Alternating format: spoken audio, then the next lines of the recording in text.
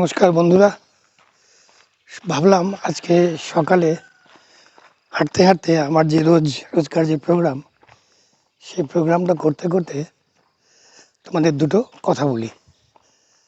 দেখো, আজ বেশ কয়েকদিন হলো আমি অ্যাপোফেজি নিয়ে কথা বলছি।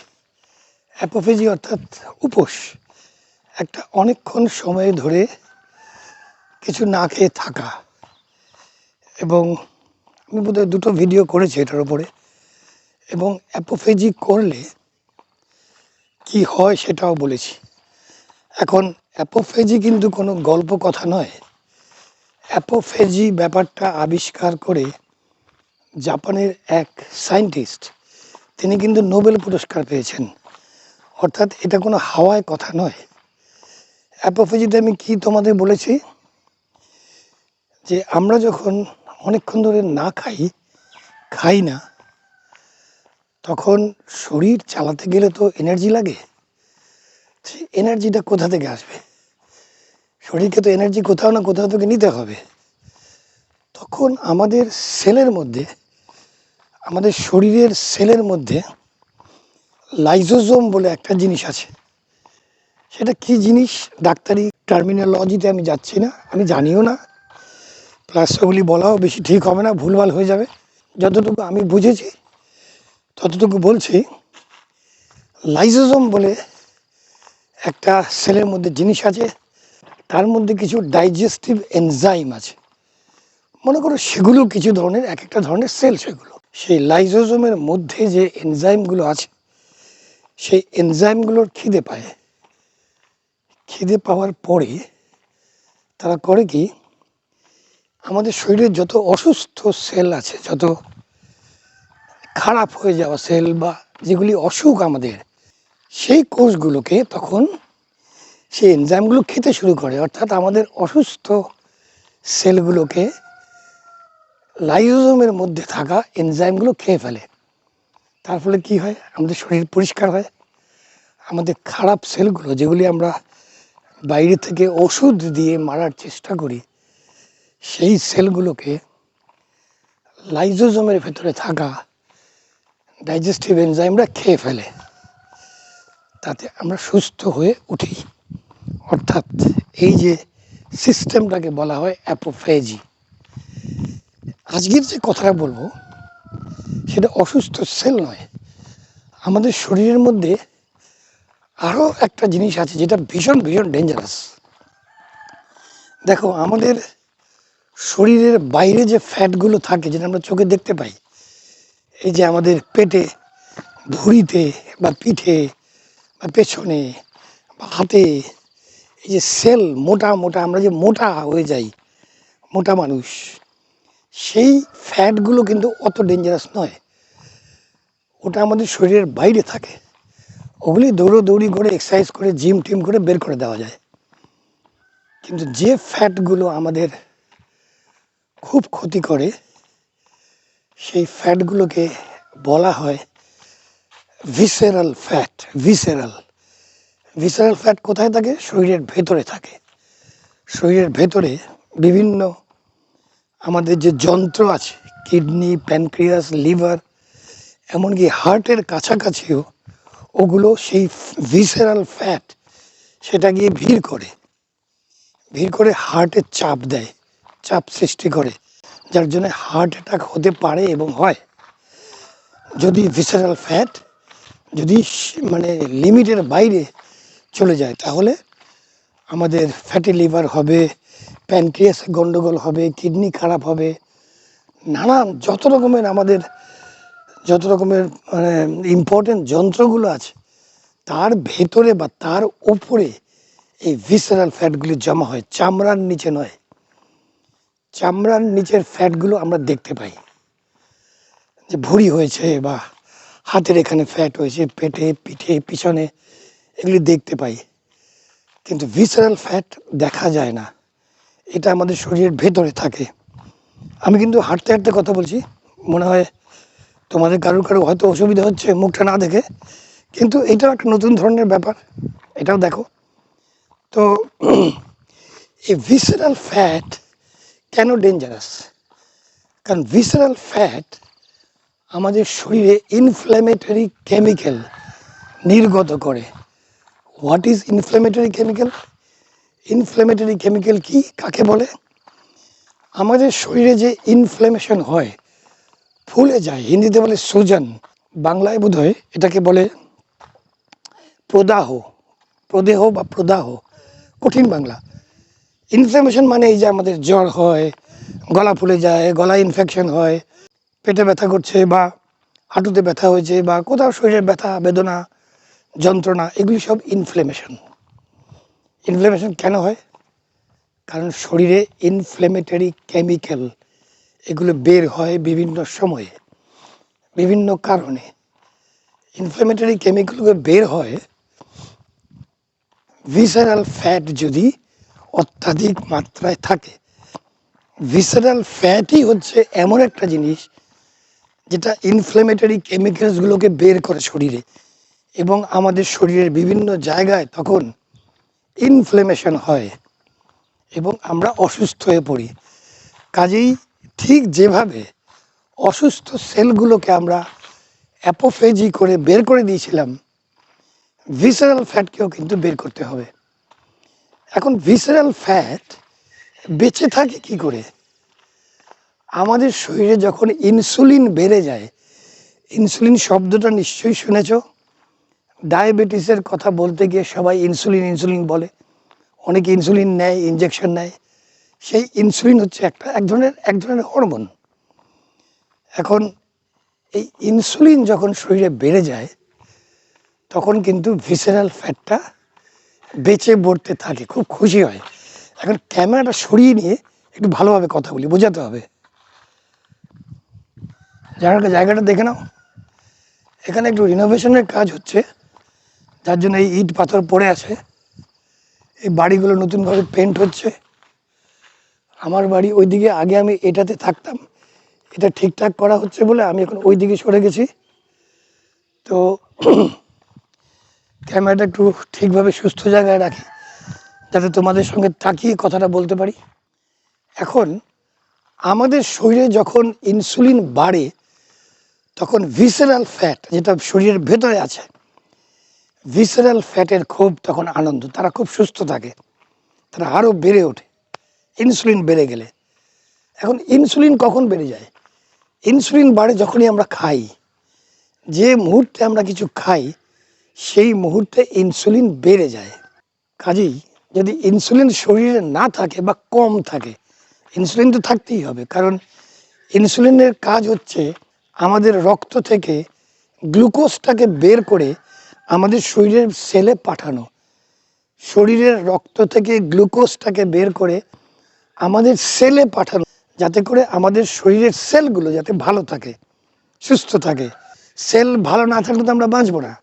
তো এটা হচ্ছে ইনসুলিনের কাজ। কাজেই ইনসুলিন তো থাকতেই হবে, কিন্তু সারাদিন যদি ইনসুলিন থাকে, সকাল থেকে রাত পর্যন্ত ইনসুলিন যদি বেড়েই থাকে, তাহলে ভিসেরাল ফ্যাটও খুব আনন্দে থাকবে এবং তারা কিন্তু সেই ইনফ্ল্যামেটরি কেমিক্যালসগুলোকে বের করবে শরীরে, এবং তখন শরীরে বিভিন্ন জায়গায় এই অস্থি মজ্জা, হাঁটু ব্যথা, এই ব্যথা সেই ব্যথা, কিডনি খারাপ, ফ্যাটি লিভার, সমস্ত অসুখ বিসুখ তখন আসবে। কাজে ভিসেরাল ফ্যাটকে বের করতে হবে। কি করতে হবে? ইনসুলিন যাতে শরীরে সবসময় না থাকে, সেটার ব্যবস্থা করতে হবে। তা আমরা কি সেই ব্যবস্থা করি? আমরা করি না। কারণ দেখো, সকালে উঠেই, ঘুম থেকে উঠেই এক গাদা খেয়ে ফেলি, কিছু না কিছু খেয়ে ফেলি। পাউরুটি, জঘন্য খাবার, পাউরুটি খেয়ে ফেলি, অমুক খেয়ে ফেলি, তমুক খেয়ে ফেলি। সকালবেলা চা, চিনি দিয়ে, আবার দুধ দিয়ে চা, চিনি এসব খেয়ে তারপরে 10টা 11টা বাজলে আবার স্ন্যাক্স দরকার, নাস্তা। সেই নাস্তা সেটা যা খুশি হতে পারে, পানিপুরি, ফুচকা, তারপরে তারপরে পুরি শাক, অমুক তমুক, এই সেই সব খেয়ে ফেলি। তারপরে যেই দুপুর হলো, তখনও কিন্তু পচেনি, খাবারটা তখনও হজম হয়নি, ইনসুলিন কিন্তু বাড়ছে। যে মুহূর্তে ব্রেকফাস্ট করলে ইনসুলিন বেড়ে গেল, ভিসারাল ফ্যাট খুব খুশি হলো। যে মুহূর্তে আবার নাস্তা করলে বা জল খাবার খেলে আবার ইনসুলিন বেড়ে গেল, আবার ভিসারাল ফ্যাট খুব খুশি হলো, তারা বেঁচে পড়তে রইলো। আবার দুপুরের সময় এলো, লাঞ্চের সময় এলো, খেয়ে ফেললাম, আবার ভিসারাল ফ্যাট বেড়ে গেল। বেড়ে গেল মানে ভালো হয়ে গেল, আবার জমা হলো কিছু ফ্যাট আমাদের ভেতরে, শরীরের ভেতরে। তারপরে আবার বিকেলবেলা বাড়িতে এসেই আবার যখন সন্ধেবেলা খেয়ে নেওয়ার কথা, তখন আমরা চা আর কচুরি নিয়ে বসে পড়ি। আবার ইনসুলিন বেড়ে গেল, ভিসারাল ফ্যাট, আবার খুব আনন্দিত হলো। তারপরে আবার সেই সন্ধেবেলা খাবার খেয়ে রাত্রি 11টা 11:30টার সময় রাতের খাবার খেয়ে ঘুমলাম, 3-4-5 ঘন্টা ঘুমলাম, ঘুমিয়ে উঠেই আবার সকালে উঠে খেয়ে ফেললাম। তো কাজেই যতবার খাচ্ছি ততবার ইনসুলিনটা বাড়ছে।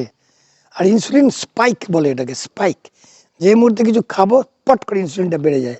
কাজেই ইনসুলিনটা যাতে বারে বারে এইভাবে স্পাইক না হয়, তার জন্য আমাদের আবার সেই অ্যাপোফ্যাজিতে যেতে হবে কিন্তু, অর্থাৎ রাতের খাবার নয়, সন্ধ্যের খাবার। এবার নামটা না পাল্টে ফেলো। এই রাতের খাবার বলে বলে আমরা রাতটাকে মাঝরাতে নিয়ে যাই। মাঝরাতে নিয়ে গিয়ে আমরা খেতে বসি এবং তারপরে আমাদের এই যে 3-4 ঘন্টা মাত্র ইনসুলিনটা মানে বাড়ে না যখন আমরা ঘুমোই, তার বদলে আমরা যদি সন্ধ্যে 6টা 6:30টায় খেয়ে নিই এবং তারপরে পরের দিন সকাল 8টার সময় ব্রেকফাস্ট করি, তুমি কিন্তু 14 ঘন্টার একটা গ্যাপ পেলে, 14 আওয়ার্স। এই যে অ্যাপোফেজিটা হলো, তখন সেই সময়ে visceral fat not only inflammatory chemicals বের করতে পারে না, সেই ভিসেরাল ফ্যাট কিন্তু কমে যায়, মরে যায় বলতে পারো। কারণ তারা তো ইনসুলিন পাচ্ছে না, ইনসুলিন তাদের বাঁচিয়ে রাখে। যেহেতু ইনসুলিন নেই, কাজেই তখন ভিসেরাল ফ্যাট কিন্তু কমে যায় বা নষ্ট হয়ে যায় বা কাট হয়ে যায়, ফ্যাট কাট হয়ে যায়। আমাদের যে খুব ইম্পর্টেন্ট অঙ্গগুলো আছে, যেমন কিডনি, লিভার, স্টমাক, অমুক তমুক জায়গা, সেই সব জায়গা থেকে ভিসেরাল ফ্যাট চলে যায়। চলে যাওয়ার ফলে ইনফ্ল্যামেটরি কেমিক্যালস, যেটা দিয়ে আমাদের নানান অসুখ বিসুখের ব্যথা বেদনা হয়, সেই ইনফ্ল্যামেটরি কেমিক্যালস কিন্তু তখন আর বের হতে পারবে না বা কম বের হবে। কাজেই সারাক্ষণ খাই খাই খাই খাই খাই খাই খাই খাই করবে না। এই ভোরবেলা উঠেই খেয়ে ফেললাম। আমাদের মধ্যে, বাঙালিদের মধ্যে বিশেষ করে একটা ভুল ধারণা আছে। ধারণাটা হচ্ছে বেশি খেলে স্বাস্থ্য বেশি ভালো হয় না, বেশি খেলে মৃত্যু হয়। একেবারে স্পষ্ট কথাই বলছি, যত বেশি খাবে মৃত্যুকে তত কাছে ডেকে আনবে, ভোগ ভোগান্তি তত কাছে চলে আসবে। কম খাবে, ভালো থাকবে। যদি বেশি দিন ধরে খেতে চাও, এটা আমাকে একজন বলেছিলেন, যদি বেশি দিন ধরে খেতে চাও তাহলে কম কম করে খাও। অর্থাৎ যদি বেশি দিন বেঁচে থাকতে চাও সুস্থতা নিয়ে, সুস্থভাবে, তাহলে কম কম করে খাও। কাজেই রাতের খাবার কথাটা বাদ দিয়ে দাও ডিকশনারি থেকে। কথাটা হচ্ছে সন্ধ্যের খাবার। সন্ধ্যেবেলা খাবে এবং যত পারো তত বেশি ভেজিটেরিয়ান কাঁচা খাবার খাবে, স্যালাডস, সব কিছুই দরকার। আমরা বাঙালিরা তো প্রোটিন বলতে আমরা মাছ মাংসই বুঝি, আমরা তো আর কিছু জানি না।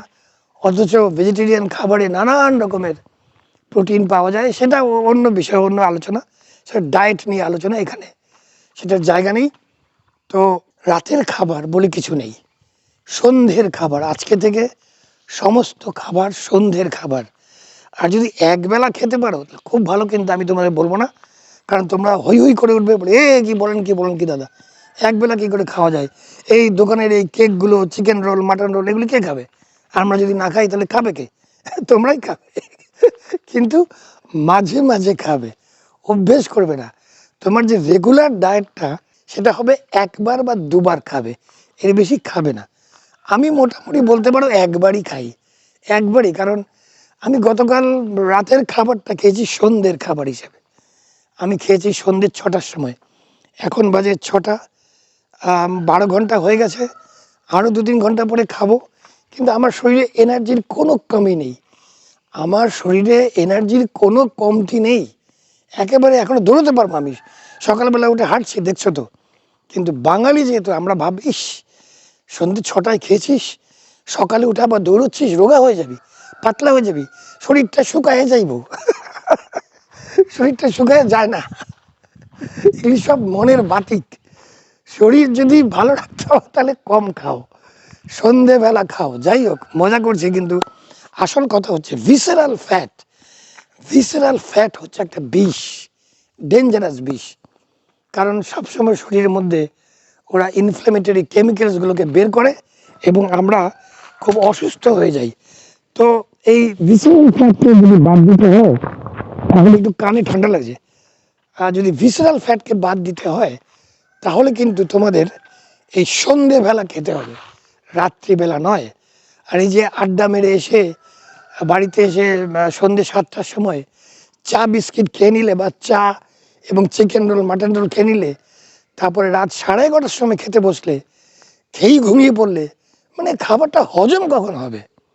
তারপরে আমরা তো বাঙালি, যেহেতু আমরা মাছ মাংস খাই, মাছ মাংস তো হজম হতে অনেক সময় লাগে, বহু সময় লাগে। কাজে ইনসুলিন তো অনেকক্ষণ ধরে থাকে শরীরে, এবং সেই ইনসুলিনটা বেড়ে যায় বলে আমাদের ভিসেরাল ফ্যাট তখন আরও খুব আনন্দে নেচে ওঠে, ওরা ভালোভাবে বেঁচে পড়তে থাকে। কাজেই কথা আর বাড়াবো না, ব্যাপারটা বুঝে গেছো। রাতের খাবার নয়, সন্ধ্যের খাবার, সন্ধ্যে 6টা 6:30টায় এক বুম করে ওই সময় চা খাবার দরকার নেই, রাতের খাবারটাই খেয়ে নেবে। তারপরে তুমি দেখবে 1 মাস করো, 1 মাস রোজ রাতের খাবারটা সন্ধ্যের খাবার করো, 6টার সময় খাও, 6:30টার সময় খাও, বা 7টা, এরপরে নয়। 1 মাস পরে তুমি দেখবে তোমার শরীরে কি পরিবর্তন হয়েছে। বিশেষ করে যারা সিডেন্টারি লাইফ লিড করো, যারা বয়স্ক, যাদের কাজকর্ম অনেক কমে গেছে এখন, তাদের জন্য এটা অত্যন্ত উপকারী, এটা ভীষণ ভালো। এবং আমি বলবো, কেন বুড়ো হওয়ার জন্য কেন অপেক্ষা করছো? তোমরা যারা ইয়াং, তোমরা এখন থেকে প্র্যাকটিস করো, স্বাস্থ্যের যত্নটা এখন থেকে নাও। যত ওই আধ্যাত্মিক সব হবে, স্বাস্থ্য ভালো না থাকলে ওই ল অফ অ্যাট্রাকশন, আকর্ষণের নিয়ম, এই নানান ধরনের ল অফ অ্যাট্রাকশনের অমুক তমুক ভিজুয়ালাইজেশন, অ্যাফার্মেশন কোনো কাজ দেবে না যদি স্বাস্থ্য না থাকে। তোমার কাছে যদি 100 কোটি টাকাও থাকে, আর যদি বিছানায় শুয়ে কাতরাতে থাকো, সেই 100 কোটির ভ্যালু কি? জিরো, গোল্লা। কাজেই সবচেয়ে প্রথমে স্বাস্থ্য, তারপরে বাকি সব। যদি বেশি দিন ধরে খেতে চাও তাহলে কম কম করে খাও। তোমরা সবাই ভালো থাকবে, তোমাদের সবার মঙ্গল হোক। আবার দেখা হবে, যাও জিতে নাও।